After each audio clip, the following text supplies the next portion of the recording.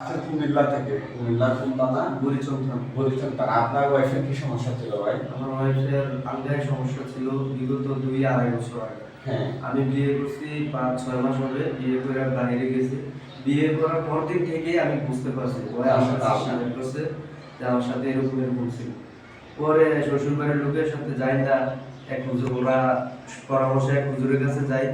তারপরে হুজুর ছাগল চাইছে, তারপরে আরো কি কয়টা ছাগল? 2টা ছাগল দিছে। আচ্ছা, এই দেওয়ার পরে কি আমার প্রায় 40-45-50 হাজার টাকার মতো খরচ হয়েছে এ পর্যন্ত? হুজুরের কাছে। না, শুধু এই হুজুরের কাছে?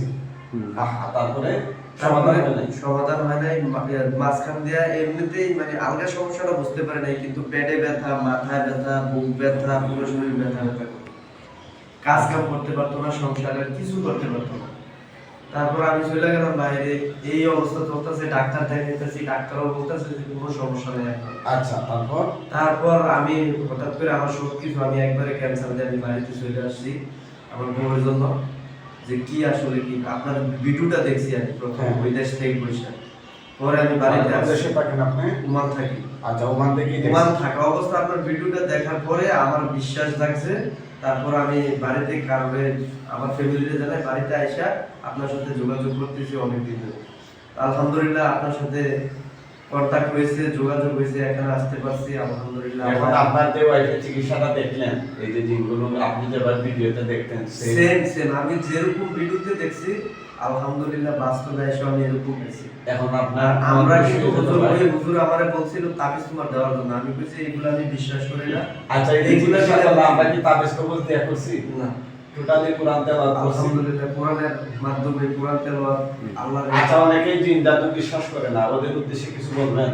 ওরা তো আসলে মানে ভুক্তভোগী হইলে তাহলে বিশ্বাস করবে, না হইলে বিশ্বাস করবে না, না হলে এগুলা নিয়ে মজা করবে। হ্যাঁ, যে ভুক্তভোগী সেই আসলে। এই যে আমাদের চিকিৎসাগুলো আমরা লাইভ দিয়ে থাকি, মানে আপনার হুজুর আমিও এগুলাই মানে জিন আছে এটা বিশ্বাস করি, কিন্তু তাবিজ তোমার বা জিন এই জায়গায় নিলে এরকম এগুলা বিশ্বাস করি। এগুলা তো বকরসক্ত, কিন্তু আমি এর চালান চলান ছাগল মাগল এগুলা বকরসক্ত না।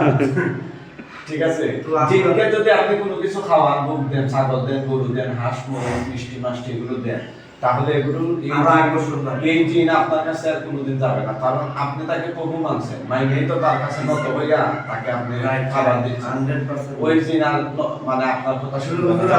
ওই সময় মাথা নষ্ট ছিল, এটা হলো আদর করে মাথায় লইছে। আপনি খুশি তো ভাই? আলহামদুলিল্লাহ। সবাই দোয়া করবেন এই সময় দোয়া করতে আলহামদুলিল্লাহ স্থায়ীভাবে সুস্থ করেন। কি নাম আপনার? ইসরা জাহান। বাবার নাম? মোহাম্মদ হানিফ। বিয়ে হয়েছে কতদিন? 6 মাস। আলহামদুলিল্লাহ, এখন আপনি জিন থেকে মুক্ত। ঠিক আছে, জিনগুলো যে জবাই হয়েছে এগুলো আপনার চোখে দেখছেন না আমাদের চোখে? হ্যাঁ, আপনি দেখছেন তো? বানায় বলতেছেন না সত্যি? আলহামদুলিল্লাহ, ঠিক আছে।